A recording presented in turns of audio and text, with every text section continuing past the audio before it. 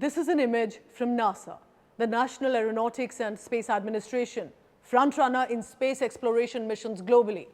Billion-dollar budgets, cutting-edge technology. It's aspirational for all young space enthusiasts. They are reputed as a mission to propel humanity onto the stars. And now with Boeing Starliner-like projects, trying to attempt more historic milestones. This is ISRO, Indian Space Research Organization, a developing country's space institution. A few years ago, it was mocked as this: cattlewalas who reached an educated and elite club. Not much attention being given, not many resources. Today, if you look closely, despite budget constraints, a lot of jugaad being added in, ISRO is being seen in the big league, especially after the Gyaan mission, which was landing on Moon's South Pole. So I decided to explore this aspect today. Let me take you a few years back. In 2014, NASA awarded Boeing a contract worth $4.2 billion. It was to develop the CST-100 Starliner, a spacecraft designed to ferry astronauts to and from the International Space Station. Now, Boeing is a giant in aerospace, expected to deliver a state-of-the-art spacecraft on par with competitor SpaceX's Crew Dragon. So with NASA and Boeing together, it made two big undisputed kings of their industries coming together. But within 5 years, in 2019, the world witnessed Starliner's first uncrewed test flight fail spectacularly. It displayed critical lapses. It was called into question both Boeing's engineering capabilities and NASA's oversight. Many asked back then, what if astronauts were on this spacecraft? And what if they are on it later and then this happens? As in what we are witnessing right now with Sunita Williams and Butch Wilmore, who are stranded in space with uncertainty and increasing health risks, possibly even death. Remember, this was NASA and Boeing. They were not supposed to fail. At that point, Starliner's mission clock was off by 11 hours, which caused the spacecraft to burn too much fuel, preventing it from even reaching the ISS. With that whopping budget, but lapses, delay, uncertainty now. India, as I compare, is also planning to send humans into space with its new human spaceflight project called the Gyaan Mission. It's in preliminary stages. The plan is for 3 astronauts for a 3 days long mission for a 400-kilometer orbit and bring them safely back by landing on Indian sea waters. It's similar to what Sunita Williams and Butch Wilmore had initiated with regard to the Starliner project. But here's the difference. NASA mission, only this one, was almost $5 billion. ISRO's mission is just $1 billion. Now, this is the initial budget and will most likely increase as stages are finished.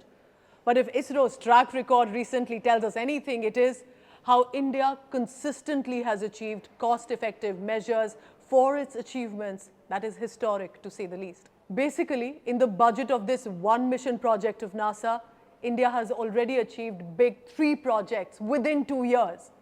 Chandrayaan, Aditya L1 and Gaganyaan is in plan. This is apart from all the smaller projects that have happened over the past 2 years.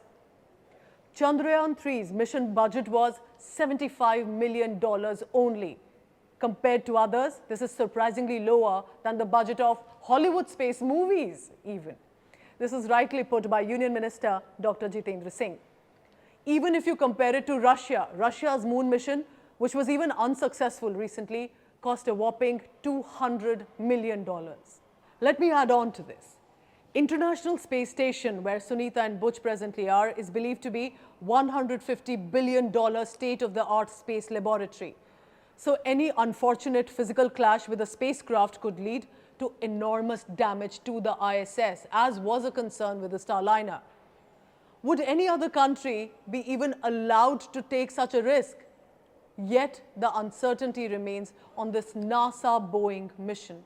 Adding on to my argument, a quick recap for you about India, just in case you've forgotten. How India performed in 1 year itself. There has been support of other countries in our missions, but eventually it is how we have concluded these projects. PSLV C-55 mission in April 2023. 2 Singaporean satellites were successfully launched from Sriharikota, highlighting ISRO's technological power, especially in Earth observation communication and scientific research. GSLV F-12 NVS-01 satellite. This was ISRO's geosynchronous satellite launch vehicle that was utilized to launch India's first second-generation navigation satellite, NVS-01. This happened in May 2023. And then came in the big missions.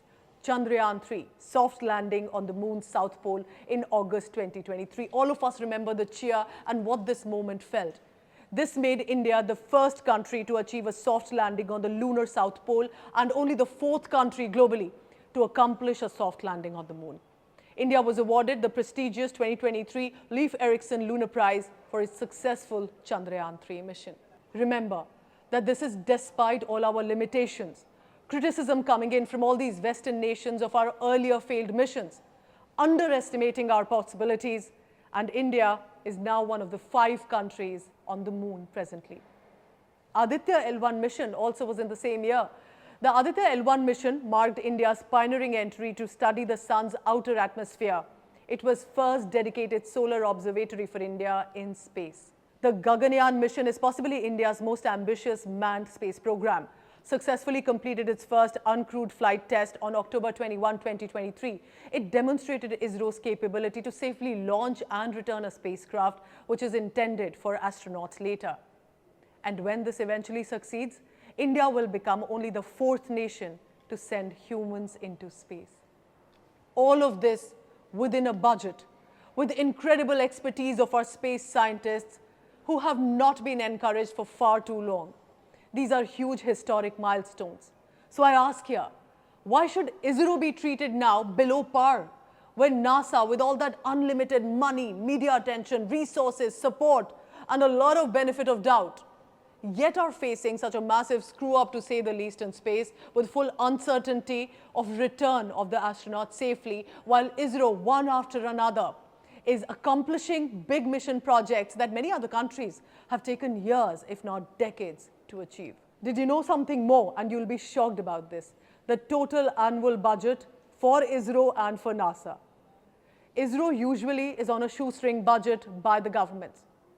As of 2024-25, the budget by the government has been 13,042 crore rupees, which should be around $1.95 billion.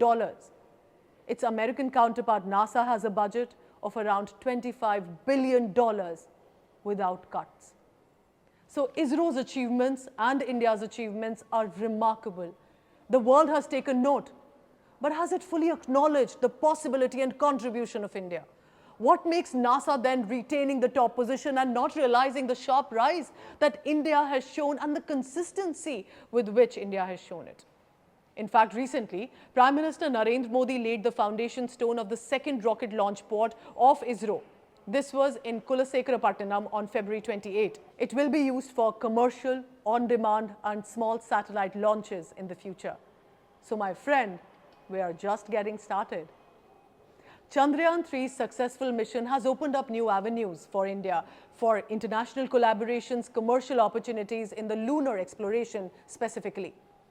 Now, I see some light here because in March 2024, remember, ISRO launched the NISAR satellite. It's a joint mission with NASA, dedicated to studying Earth's land surface, changing ice sheets, forest biomass. NISAR, which basically means NASA and ISRO Synthetic Aperture Radar, is the world's most advanced radar imaging satellite. It's a dual frequency radar technology and allows it to capture detailed images regardless of weather conditions or a cloud cover.